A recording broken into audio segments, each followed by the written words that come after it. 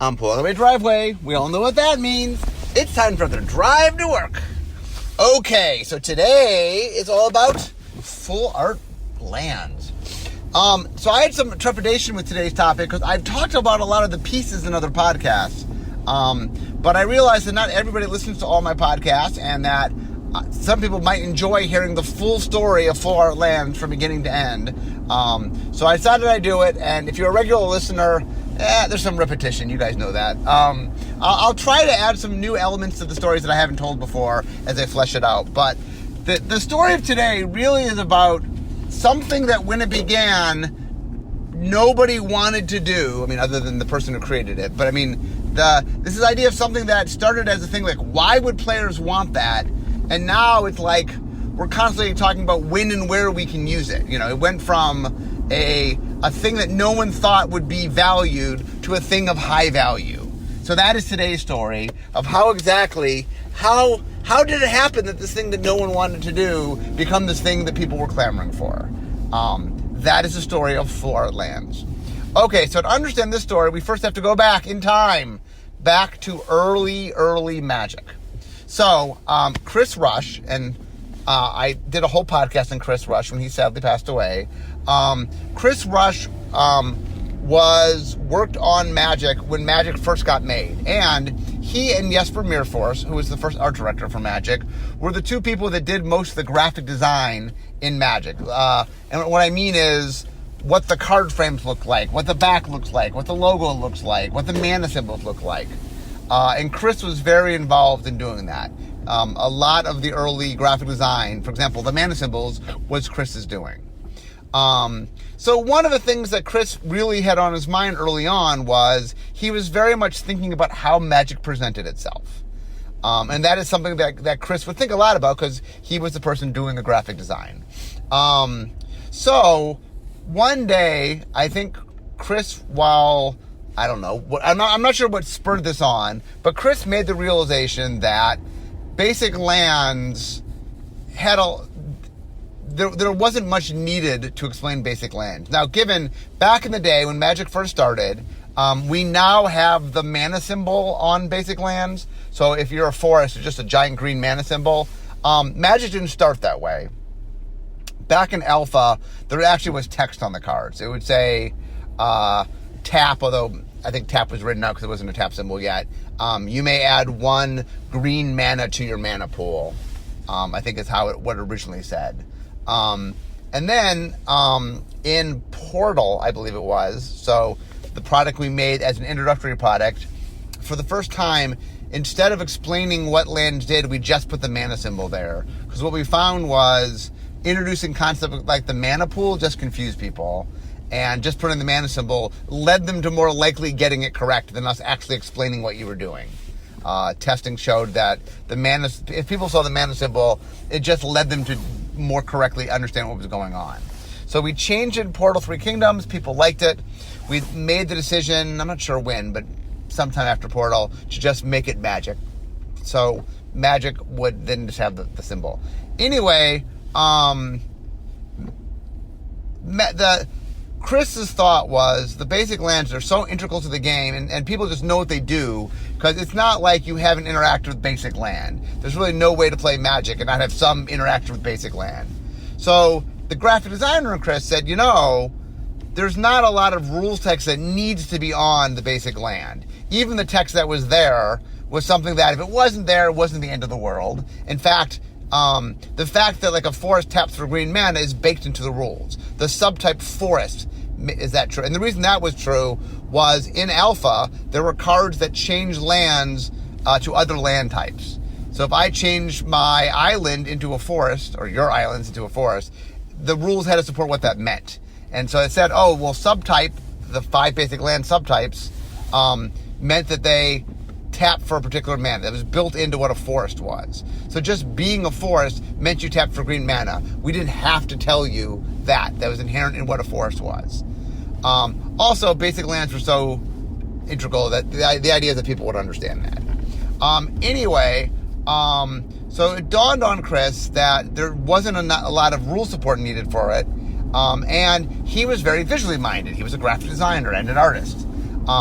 So he came up with this idea of what if you just filled up the whole frame with art? What if it just, the basic land doesn't really need to say much on it. In fact, technically it just needs to say it's a forest. And even then there's debate whether there's argument that just having the name forest is enough to say that it's a land type forest. But anyway, so he came up with this idea of trying to make the art as big as possible to fill up the whole card. Now back then, the idea was there would be a normal frame, just make the land box bigger, basically his idea. And he was very excited by this. And I think he mocked them up, and he was very excited. So he did it, and he showed it around, and the response he got pretty universally was, yeah, why would players want that? That doesn't look like a Magic card. And so he was all excited, and then everywhere he went, everybody he showed it to just said, yeah, but why would we do that? Why would players want that? What's the point to that? And eventually he sort of gave up on it because nobody wanted to do it. And that's one of the things, like I said, that's very interesting is Chris took it, he mocked it up, he showed what they looked like, and the universal opinion at the time was, Now, this was pre me working there. So what happens is Chris and I are on a plane going to Gen Con. So my best guess is this would have been 96 is my guess. 96 or 97. Because I didn't go to Gen Con. I've only been to Gen Con a handful of times. I know I went in 96. My guess is 96 or 97. So what happened, by the way, at the time was Gen Con, so the founder and original CEO, one of the founders and original CEO of Wizards is Peter Adkison. Peter was a role-playing gamer, a D&Der from early on, and he early on fell in love with Gen Con. Gen Con was an event that was made by the people who made... 1 second, let me take a drink here, I'm coughing.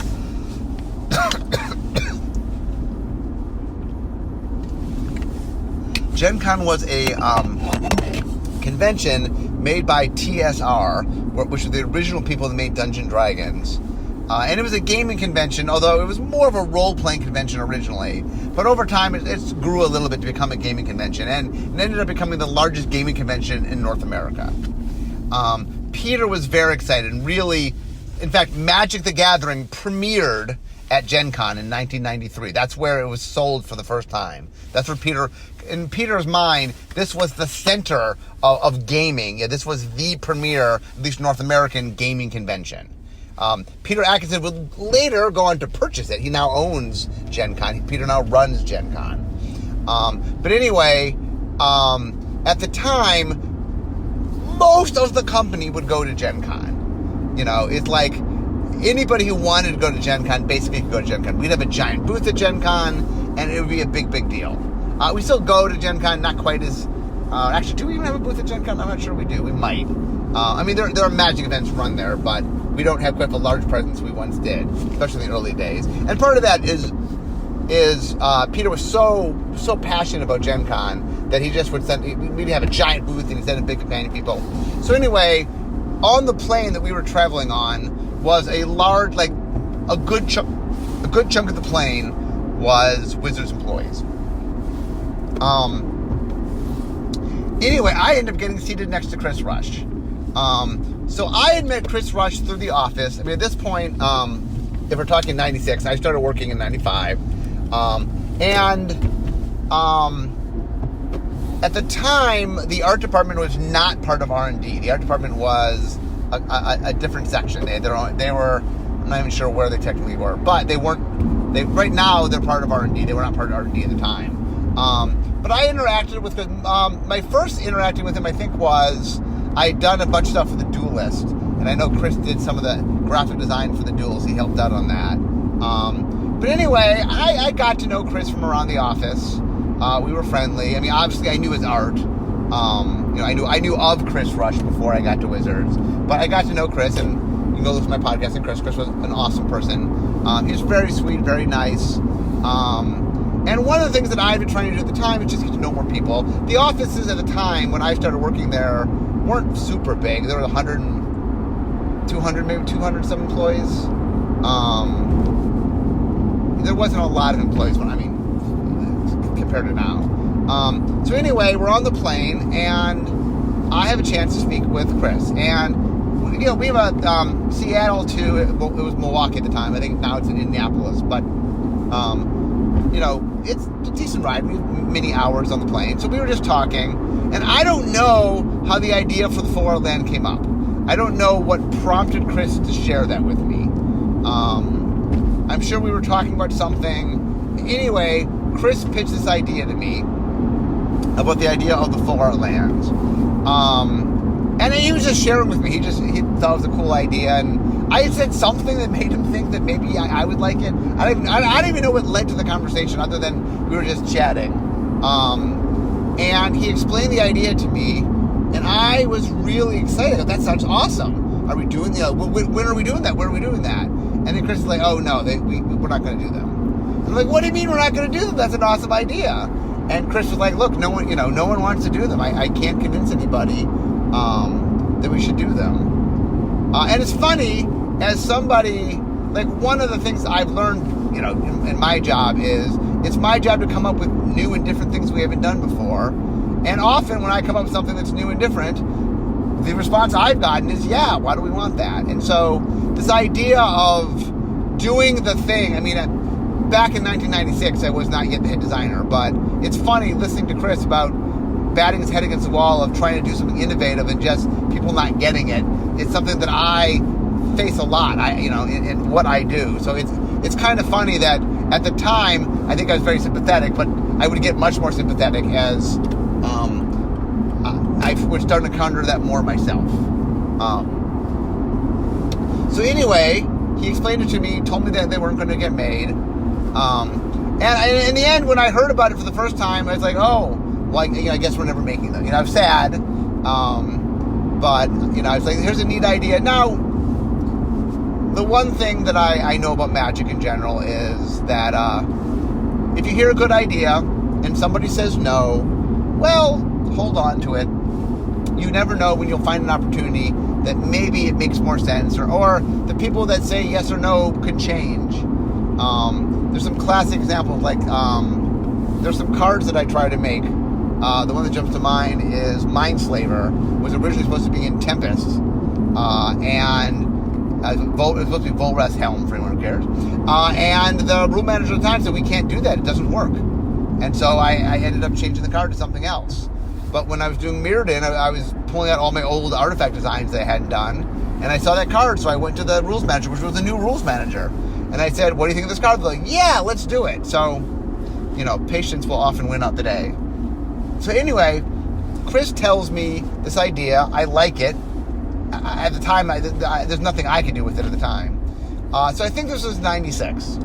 Okay, so flash forward, not even that much, maybe the next year.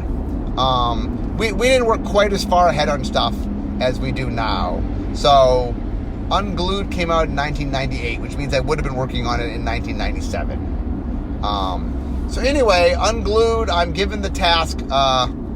Joel Mick and Bill Rose come up with the idea of a silver bordered set where the cards aren't tournament legal. Now, be aware at the time that was made, there wasn't formats per se. There was like normal Magic and not Magic. Like there wasn't, I don't think we had, or maybe we had just started Standard. Maybe Type 1 and Type 2 had just started. But anyway, the idea was, what if we made a product that just wasn't played in either Type 1 or Type 2? It wasn't a tournament thing. And they didn't really know what we would do with that. Their idea really was, we can make weird things. And they gave it to me. They saw me as being the out-of-the-box guy.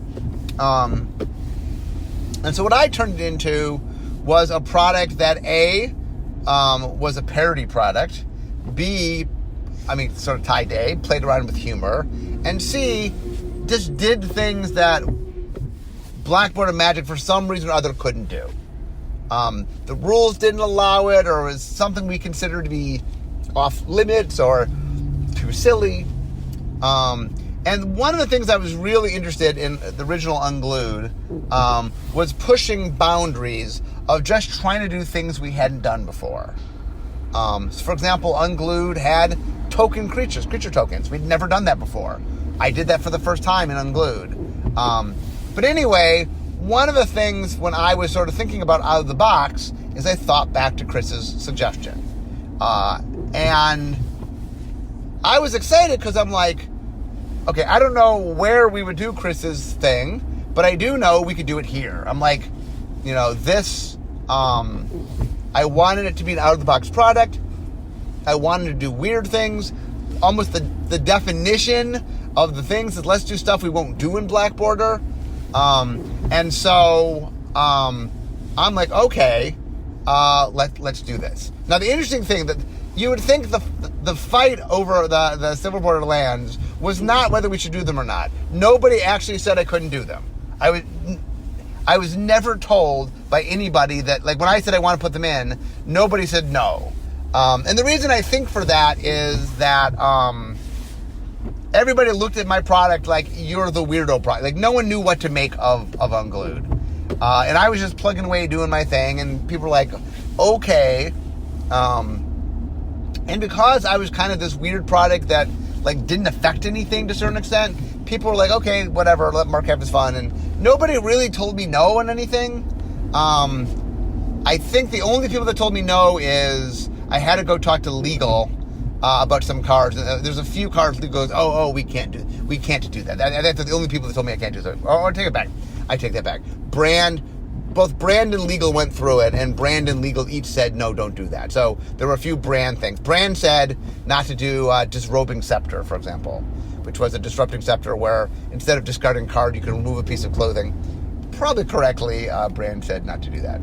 Actually, as the lessons I've learned with Hurtling Wrangler, where people were taking off their pants, that would have been a mistake.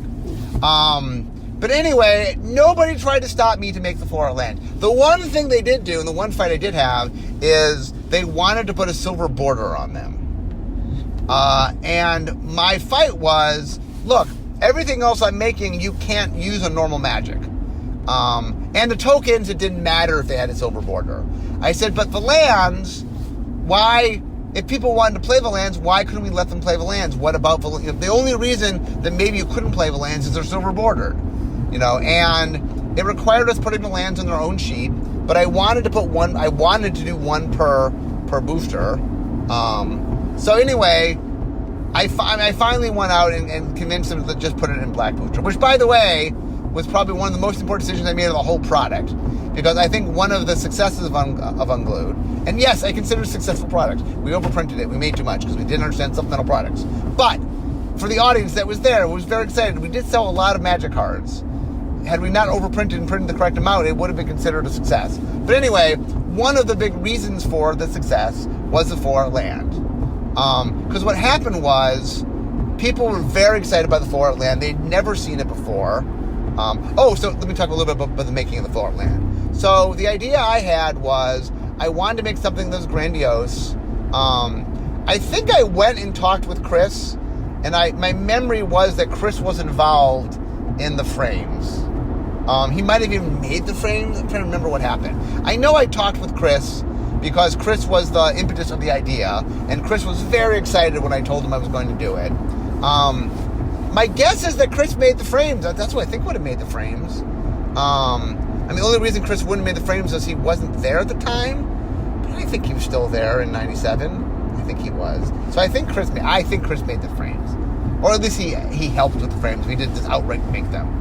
So we made them kind of ovally. We made them very stylistic. It's funny that while the art is a lot bigger than art had been at the time, we would get bolder as we would continue. You'll learn later on the story. But we made the frames. The art was done by 5 different artists. We didn't have one artist do it. Chris did Forrest, I think. One of the artists was done by Chris. Chris was excited to get a chance to be one of the full art artists. But obviously, once we knew we were doing full art, we're like, okay, Chris. And Chris said he wanted to do one of them. But anyway, we made them, and it was, to call them a success was probably an understatement of the word success. it was so popular that, I mean, when I made them originally, this wasn't necessarily the goal. I liked the idea that there was some functionality in the packs that anybody could use in normal decks.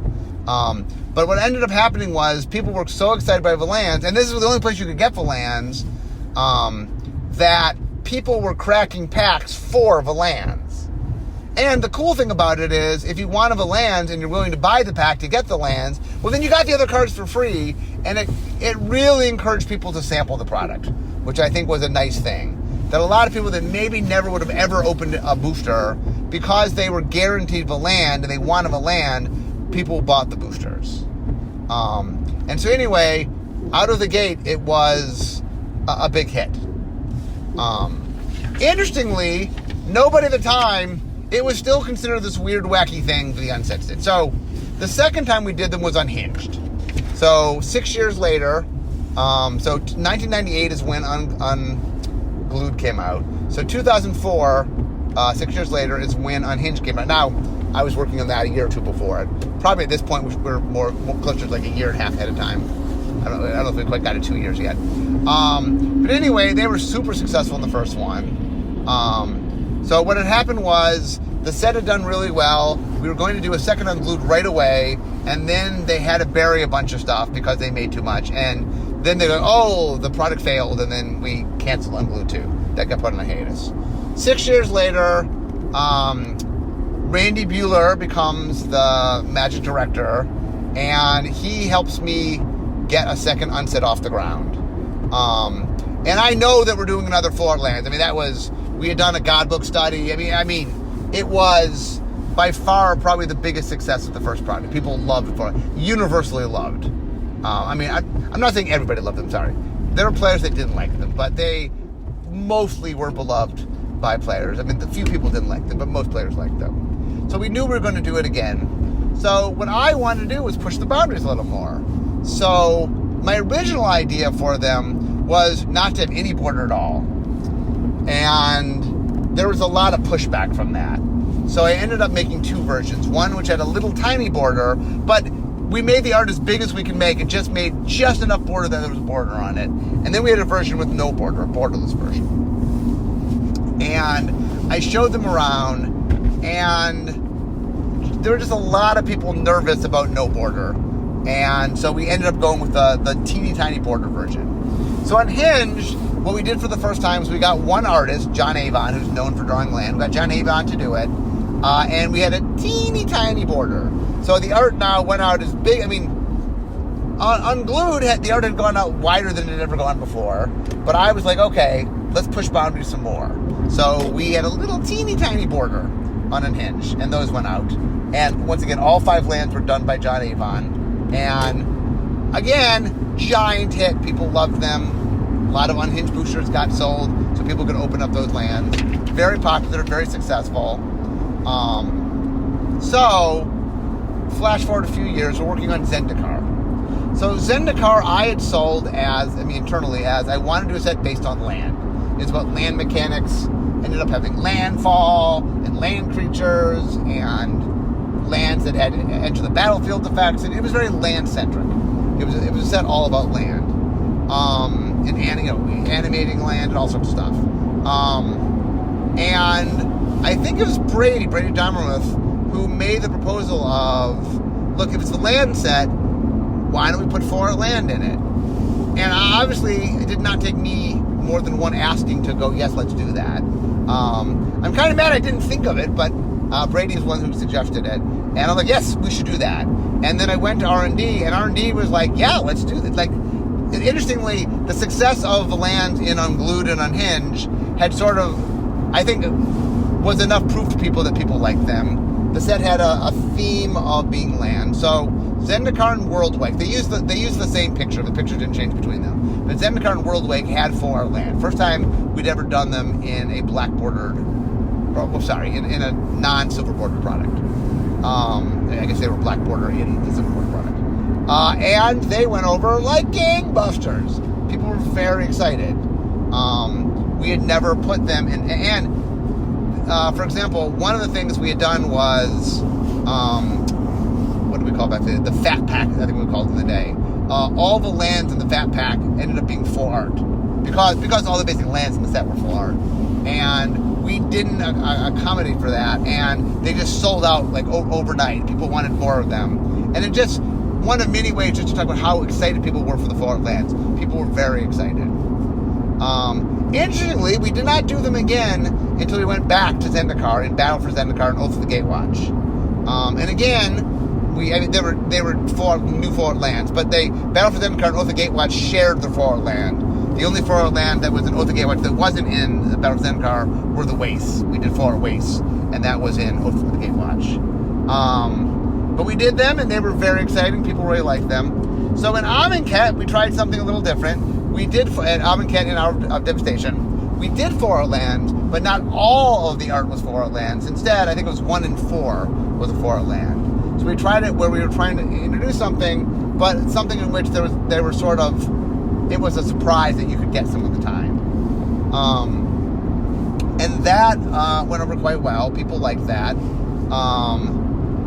You can tell us playing around a little bit with like how often can we do them. One of the notes we got when we did them in Battle for Zendikar was, I love full art land. I'm glad you're doing them again, but hey, I have full art land on the plane of Zendikar. Could you please do full art land on other places? Now, at one point, we did do a judge promos with lands illustrated by Therese Nielsen that were full art. That ended up being very popular. We didn't make a lot of them, but they were very, very popular. Some of the hardest to get basic lands in existence. And those went out. Those went out somewhere around this time period. So Amonkhet was playing around with the idea of being in it, but not. So one of the reasons Amonkhet, I think, didn't go full hog on it was Unstable was coming out, and we knew that Unstable was coming out. So when Unstable was the third unset, I'm like, okay, let's continue to push the envelope. So I decided to do the thing that I'd want to do in Unhinged and just do it, which is borderless. Which is, okay, now be aware, when you go borderless, it requires, when you print it, the little printing thing, is if you're going to print all the way up to the edge, you can't have the cards that butt up against one another. So you have to, that's what they call a gutter cut. Now, with new technology, maybe you don't do a gutter cut these days, I'm not sure. But for a long time, if you wanted an art going up the edge, the cards couldn't literally be next to each other, unless the intent was they overlaid. In the original Unglued, we did some cards where the art went from one card onto another card, and those we printed right next to each other because the intent was they'd spill over onto other cards on purpose. But when you don't want the art, when you want it to go to the edge but not spill over, you basically print a little bit in between it, and then you cut it out. It's called a gutter cut. It's possible with modern printing you don't need a gutter cut anymore, but in the day you did. So Unstable, I was like, okay, we're going to the edge. We're doing borderless, baby. And the interesting, so here's the thing I find funny is how every time I push things, and when I did them in Unhinged, people were like, oh, no, we have to have a border. And when I did them in Unstable and I just didn't put a border on them, I didn't get the pushback. Now, maybe it's because we had done the other version. Like I'm not quite sure why when I tried to do them Unhinged, there was so much pushback. And when I did them Unstable, no one seemed to blink. Maybe it's just as people get more used to things. The other thing that's interesting about full art lands is I think early on people were very skeptical. And then like every time we tried something, they were wildly successful. That I think people were more like, I'm not sure if people like them, but every other time people like, I think the success of them had emboldened us some to sort of be a little more brave with stuff. So we did them borderless. One of the weird things I will say when you do a borderless card is it loses less shape as a Magic card. Meaning there's a lot of in the graphic design, there's a lot of things that make a card look like a Magic card. Now, I'm not saying we didn't do a few of them. There's a text box. I mean, there's a name box, card title box and stuff. There's a few things that definitely read I'm a Magic card, but it definitely is something that if you're playing Magic for the first time, and this is one of the first cards you see, it would throw you. But what we learned is people really embraced it. Now, once again, I think the borderless lands were a lot like some of the other lands. Not everybody liked them, but they were liked enough that, again, sold a lot of packs, got people real excited. We again got John Avon to do the lands because he does amazing lands. So it is definitely, and at this point, the funny thing for me is when we started with them in Unglued, they were this shocking thing. And by the time we got to Unstable, I mean, we were still trying to push the envelope, but like the funny thing now is like if I did, or hopefully when I get the chance to do a fourth unset, I've got to think positive. I mean, there's going to be some kind of basic lands in them, and like it's become such as the staple of what Silver Bordered is, of unsets are, that it went from this thing that like I got in that no one wanted to do to this thing where, of course, you'd have to. How would you not do that? You know what I'm saying? So it's kind of funny watching the evolution of the full art land. Okay, but we have one more product that is full art land: Modern Horizons. So Modern Horizons at some point in set design, not during Vision, but in set design, decided to add snow. It's something that players have been asking for a while.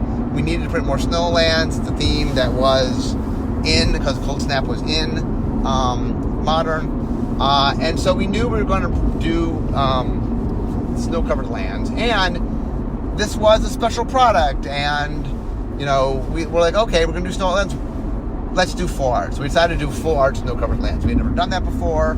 It allowed us to make them, you know, it allowed us to make new snow-covered lands, which we hadn't made since Cold Snap, so there's a lot of demand for them, one of the reasons they're in the product. And by going full art, it allowed us to do some full art thing we'd never done before. That was definitely kind of fun.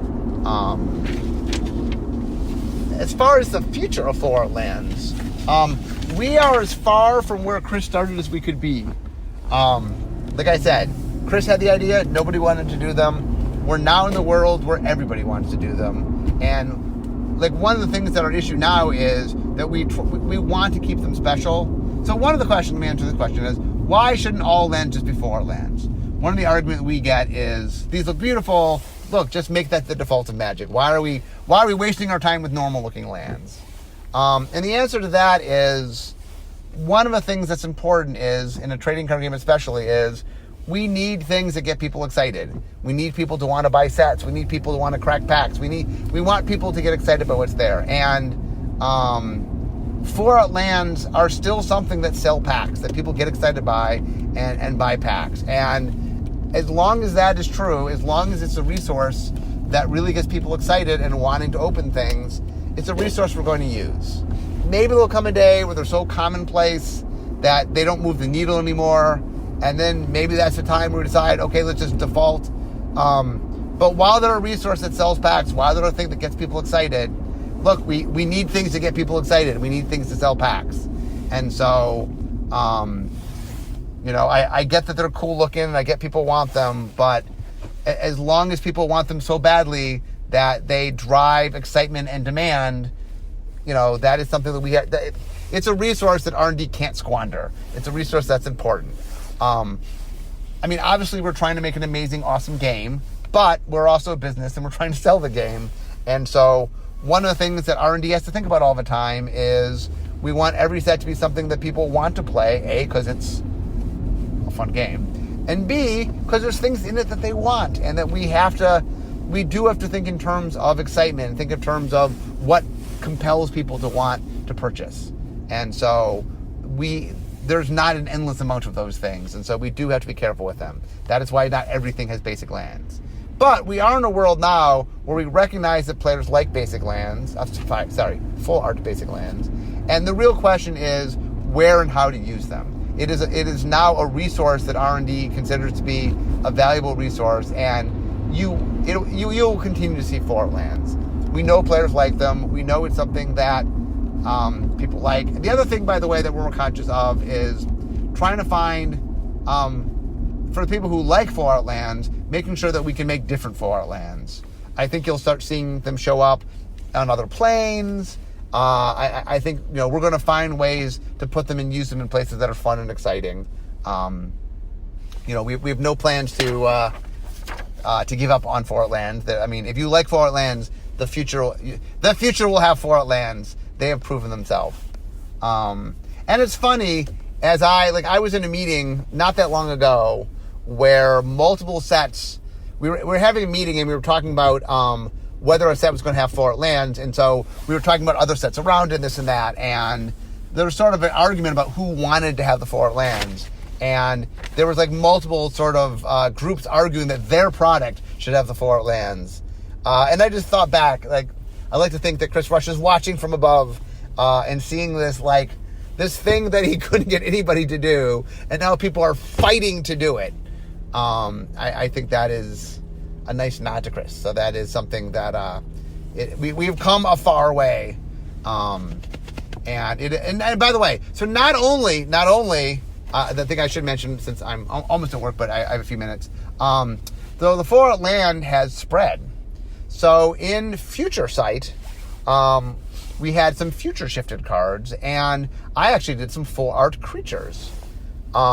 So we needed to do, I wanted to figure a way to do some vanilla creatures in the set, because the set was complex, and I wanted some simple stuff.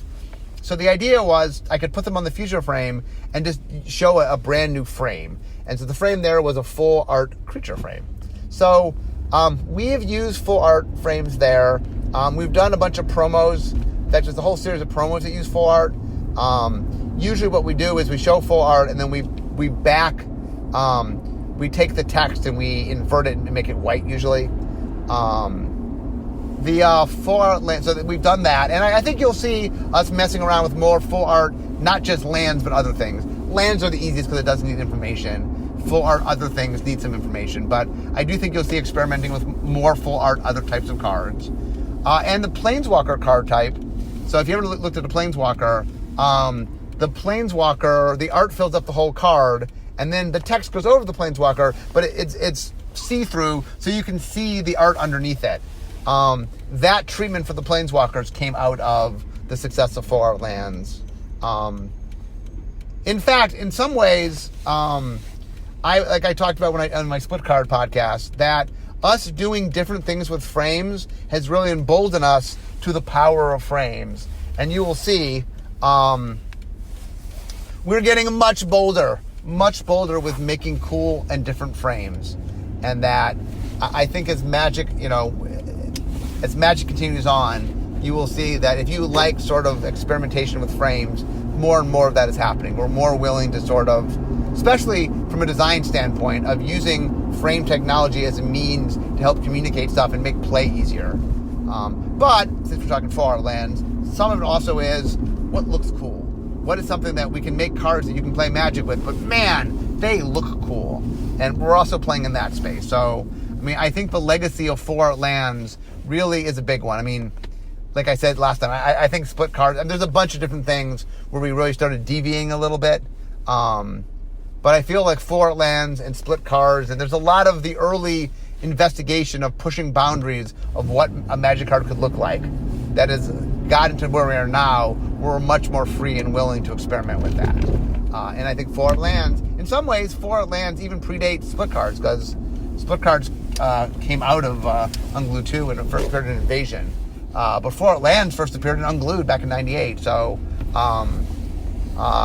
both full art lands and the tokens, we also made token cards. So those were a different looking treatment. So anyway, this is my ongoing saying of how Unglued was very on the forefront, the cutting edge. A lot of cool stuff came from Unglued. But anyway, my friends, that is all there is to talk about full art lands.